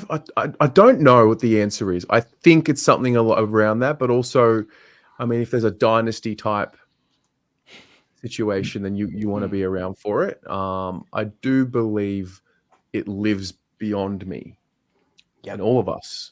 I believe that personally. I believe it. I believe that's where the magic is. Can we do like an emotional goodbye? I'm getting lowered in the ground with my car, honestly. Can we do like an emotional goodbye? Reviews ever. That's game over. It ends with me, mate. You know what? They can put if they don't win a flag, they can absolutely all show up at my funeral and let me down one last time. If they don't win. Surely if Terry retires, we've got to do like the announcement, you know, like one of them, like, you know, do you remember the old school YouTube I'm quitting, where it's like background. We need to talk title. That's probably a third question, or not a third question, but sort of same thing what you were saying, Terry. Do you think you would pass the baton on to someone? Do you think there would be another broad host or Saints TV or Pommy or another, I don't know if there could be another Swoop Luke or could be Swoop someone. Do you think it's a baton? Do you think it's just blackness? Yeah, I do. I think it goes part. Yeah, I mean, this is what are my intentions. Yeah, I don't think I'll be 70 years old still behind a camera. I hope so. Screaming about Oscar Judd's grandson, or back in my day. Yeah. But if it ends, then it ends with the flag or whatever happens with the success, and then it just sits there in the ether forever. And if that's the end, if that's what it looks like, great. But if there's an opportunity for young, up and coming sports media hustlers that want to get into the game and work hard and want to host, then I think that'd be nice to pass that on. Whatever happens. But in my mind, I think that's always the way I've kind of used it. It's a platform for people to come and get some experience. People come and go, and I understand that. That's humans. They'll be with you until you no longer have as much value to give, and then they will continue to grow, and that's fine. It's not true. It's not true, mate. I'm your Crips to Walsh, mate. I'm here all the time. He's waiting for the call. Yeah. Nah, I'm his wingman. David will be me. There'll be Pommy Jr. Yeah. You know what I mean? Louder, more obnoxious. Yeah, I don't really have an offspring to pass it down to. Hey, I don't really have a kid. Yeah. No, I mean, I've got to start. Maybe have a kid. 10 years they can take over. We'll see how that time. We'll see how that timeline works out. Train them from day one. Media training. Go, you might. Yeah, you're teaching them the outro. How good that would be 20 years time, though. We all have kids doing this show. Like they can look back and go 25 years today. My dad, Jake's dad, Jake's son, Swoop's son, Terry's son. They all do a 25-year commemoration.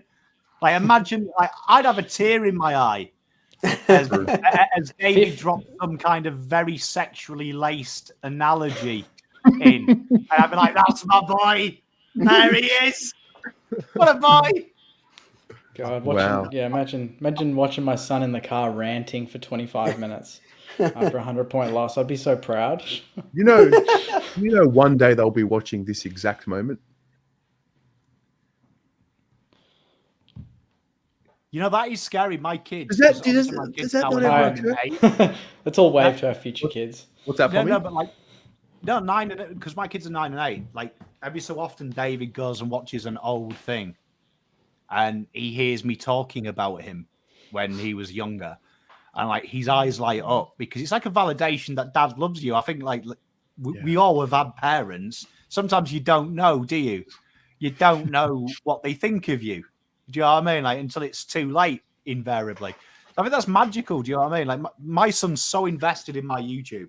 Like he's always watching it and gets excited about, oh, Dad, I watched something you did with Terry ages ago. You were really shit. Like, do you know what I mean? And he's like, I look at you, like he was talking about my thumbnails the other day, and he was like, your thumbnails look like my brother's made it on clip art and stuff like that. And then he looks down and he goes, they're really good, Dad. Like, it's really cool, man. Like, because kids are the most honest. Like, David does a lot of my editing. I will show him something and go, what do you think? And he'll invariably go, it looks like an old man's made it. And I'm like, okay, that's bad. How do I make it look like a young man's made it? And he's got that eye. So, no, it'd be cool. I can't wait to see father-son fan content. Can you imagine that? 25 years, everyone's got a junior. That'd be gross. I'll be too old to care. Like, I'll call people cunts. That just really, I don't know why. That just really hit me. I don't know why. Oh, that's beautiful. Yeah. Wow. Yeah, my son thinks Sweep's cooler than me anyway. He's got tattoos, even though I have tattoos. Sweep's got proper tattoos. Wow, that was deep. That went deep. Sorry. That did. That did. I actually got that from I did a breathwork class months ago, and that was the exercise. Right. But it was more around yourself, not just your content self. But it was like, after 45 minutes of doing breath work, you did that exercise while you were lying down, dark room, eyes closed, and So anyway, it's taken us an hour and 40 minutes to get through 4 topics. I know. Bloody hell. You know what? I spent 3 hours abusing Swoop and didn't get him to cry, and I just share him a story about kids. Look, gave him my best work. Yeah. Oh, goddamn. No, that was good. I think I needed that more than I realized. So that's good. It's good to get it out, mate. Yeah, it always is. Is there a tip of the week that we all want to put in, or Tip of the week. have we thought about a bit of a wager? Thought about a little bit of a punishment? Have we thought about? Oh, Carlton Melbourne. Jeez, that's juicy. Well, here we go. You know what? Why does everyone like it when Carlton lose? Like, I don't like it, man. I don't like it. Don't put words in my mouth. Fuck off. I tipped him last week, mate. I tipped him. What are you talking about? You tipped him hoping they would lose, so you had extra incentive to enjoy the loss. No chance. I wanted the tip. I wanted the tip desperately. It's not a win-win. No one wins when Collingwood or Carlton play each other, right? Like, it doesn't matter. Everyone loses because someone's going to win and their fan base is going to be up and about. I'm not buying it. Swoop fucking won. Yeah. I saw the video. He was fucking loving it. Ooh, Freo Sydney up to stadium. I think that's going to be the Gold Coast North game is very interesting, especially with what Gold Coast put up against Brisbane. Nah, Gold Coast will hammer them. I reckon. I was at the North. I'll tell you what. I'll tell you, Richmond Bulldogs. If Richmond beat the Dogs, is that it? If For Bevo? Richmond Has beat to the be. Dogs, For Bevo, is that it? Is that the final straw? If you lose to Hawthorn and Richmond consecutively and you're trying to make top 8, is he done? Nah, AFL wouldn't dare sack someone before a bye or anything like that. Saturday night, MCG, Richmond Bulldogs. That is going to be one to watch. Tom's hot tip. Essendon beat up GWS. And everyone realizes GWS are just a flashy new car with the horsepower of a Renault Espace. Take that to the bank. We can stop hearing about that orange tsunami. Wow. Okay, I'll give you my tip and a bet for myself. So if Collingwood I know what I said earlier about Collingwood. If Collingwood don't beat the Eagles by over 40 points, I'll come on Footy Abroad next week and wear a Carlton jersey. Jeez, that's a big one. What are you doing? He wants Someone pain. has- we gotta do a wager. We can't just have empty bets. So that's what. If we don't beat them by over 40 points, I'll come on at Footy Abroad and do it in a Carlton jersey. Jesus, For the whole show? For the first For the first minute. for the first half hour. For the first half hour. For the intro. Wow. Okay. Yep. What if Pies lose? Yeah. What if Pies lose? Can you have it on for the whole show? For, whole show. If Pies lose, whole show. Wow. I mean, it is. That's elite. Well. Oh my Spice god. it That's up. bold. That's Wow, bold. that is Well, I'll rate it. Well done. yeah. I mean, if This is fun.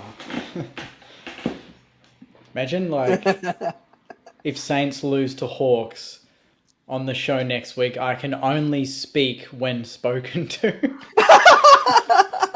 I just sit here and I'm just waiting.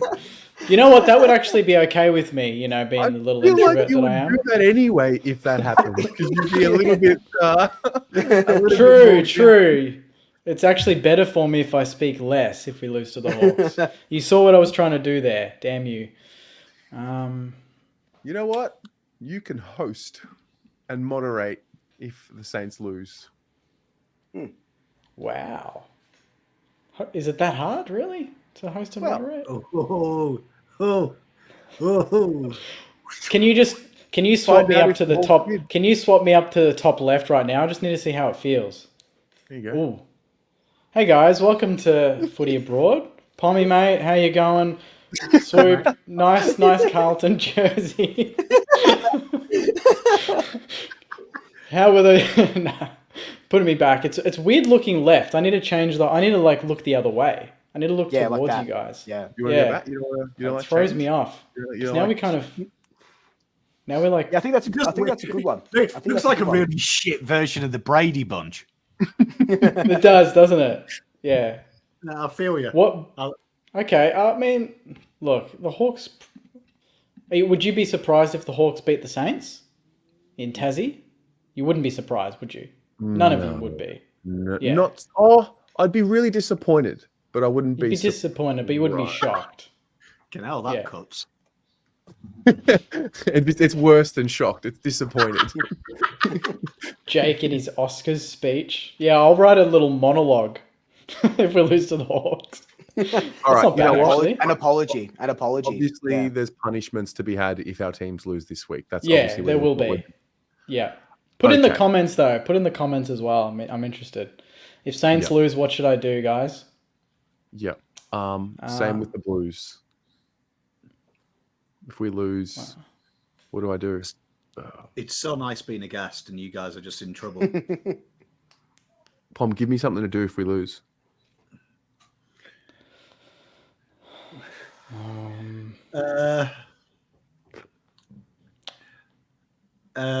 Well, why do you follow suit? Why do you wear the Collingwood shirt?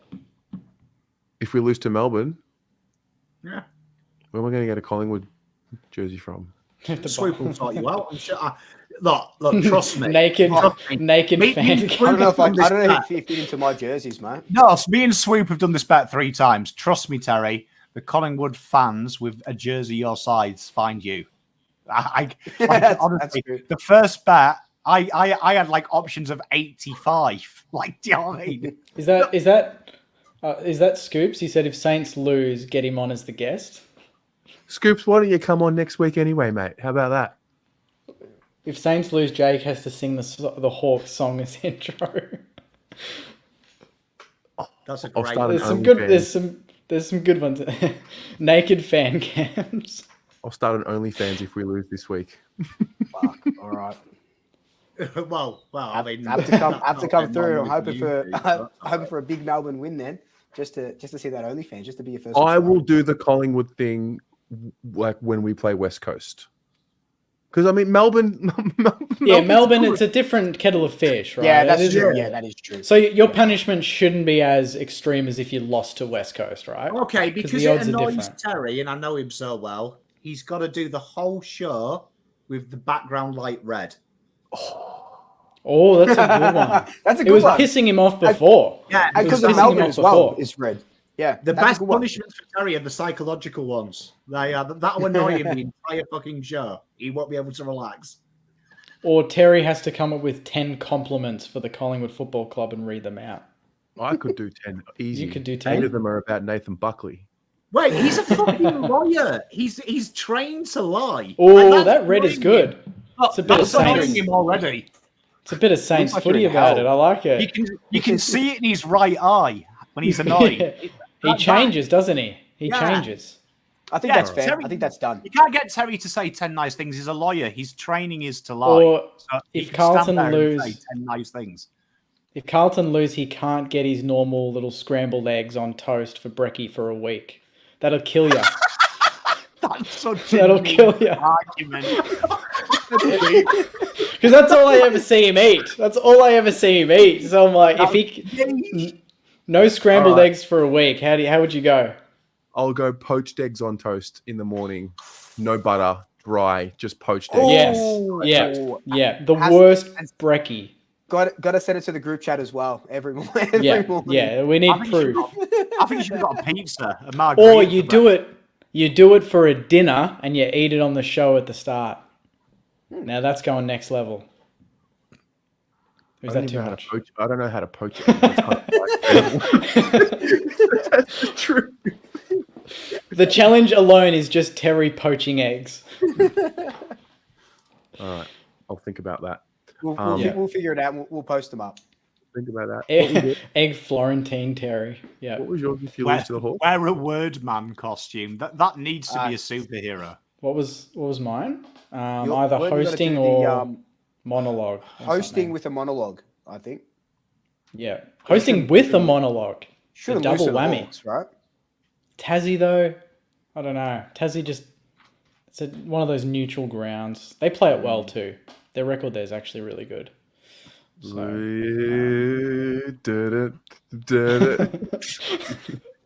we're not gonna lose. I'm just enjoying the fact that Terry's punishment is literally he's not allowed his favourite breakfast. And I've got to change the color in the studio. Like, And he's gonna change the colour. Yeah. No, that makes sense. Red in the back. We lose to Melbourne. Red and blue. Like, Yeah, I get yeah. it. That makes sense. Red Yeah, for the whole yeah. show. Ugh. Chat's telling us there is a superhero called Word Girl. Really? Oh really? What does she do? What does she do? Kill her bad guys by correcting grammar? Word girl, let's have a look. Superhero. Oh, yeah. It looked like an ABC show or something. What's Is okay. this the real? Is this Word the girl. real? We had like a fake Cooper Gretsch last week. Is this the real? Yeah, Cooper I don't Gretsch? know. I don't know if that's actually him. No, but We'll I have think you to, banned him, didn't you? Okay. Because there was like a fake one last week. I've never worked with him before. I wouldn't mind having him on. He's actually all right to work with. He did a video with me. He's good value, his old Mr. Gretsch. Jeez, All right. Word Girl's got a lot of superpowers. immense power of comma? strength, but not all of them are word related. Immense strength, super hearing, cold breath, Oh yes. super speed, sonic scream, vast intellect. That's Oh, come on, chat. I expect better here. I was expecting she actually went on Twitter and downed everyone with her power of she retweeted the shit out of her enemy.